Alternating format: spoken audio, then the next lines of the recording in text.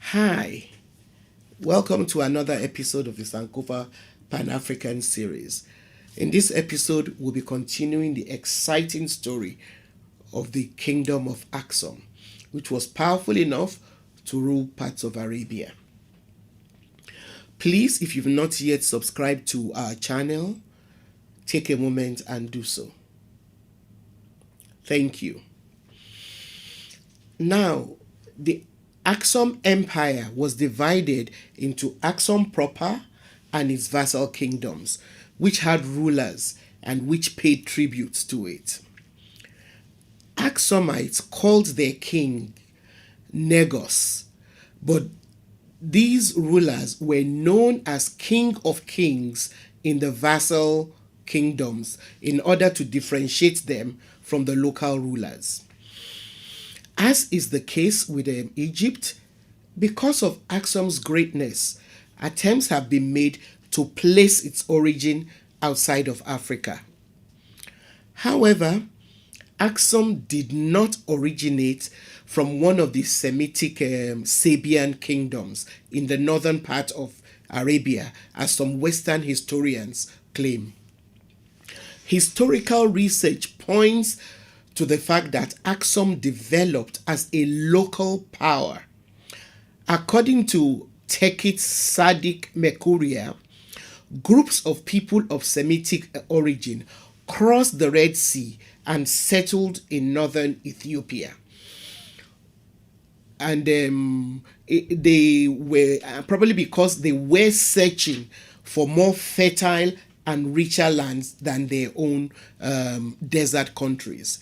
So what this tells us is that Aksum was prosperous before these Semitic people migrated there.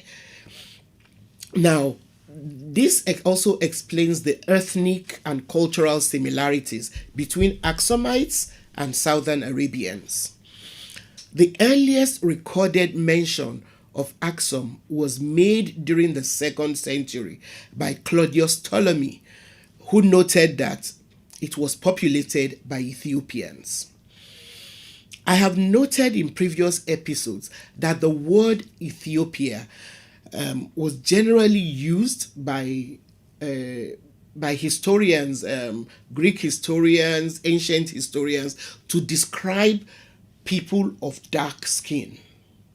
Heliodorus, a Greco-Phoenician author of the 3rd century, also describes the arrival of the Aksumite ambassadors as equals and allies of the Meroitic king in his novel Ethiopica. Now, by 270 AD, the fame of Aksum had reached Persia, where it was considered one of the 4 greatest empires in the world. At the height of its glory, between the 3rd and 6th century AD, Aksum was the largest market, serving the whole of northeastern Africa. The Byzantine kingdom, the Byzantine Empire, was desirous to remain on good terms with Aksum in the face of the Persian threat that they were facing in the Red Sea. Aksumite merchants conducted trade as far as Alexandria in Egypt and across the Nile River. Aksum dominated the Red Sea coast until the end of the 9th century AD, exercising its influence from the shores of the Gulf of Aden to Zeila on the northeastern coast, on the northeastern coastal areas of what is now known as Somalia and Djibouti. Between the 2nd and 3rd centuries AD, Aksum's growth as a trading empire gradually eroded the power of Meroe. Meroe at the time was the southern administrative center of the Nubian kingdom of Kush. Aksum finally invaded Meroe around the 4th century, bringing about its fall. I talked a bit more about this in the episode we dealt with the kingdom of Meroe. It was also during the 4th century that the kings of Aksum became Christianized, thereby consolidating their relationship with Egypt, which was then under Byzantine rule.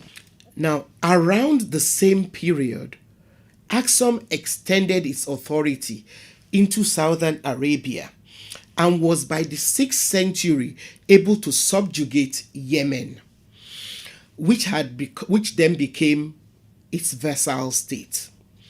Its influence there lasted until the end of the 6th century, when Persians invaded South Arabia and brought Aksumite influence there to a close.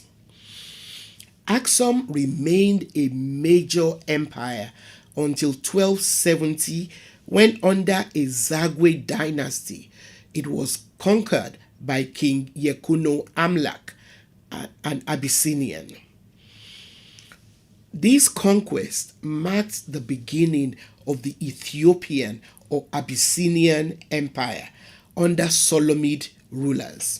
And please don't forget, like our videos, share with your friends, and subscribe if you've not yet done so.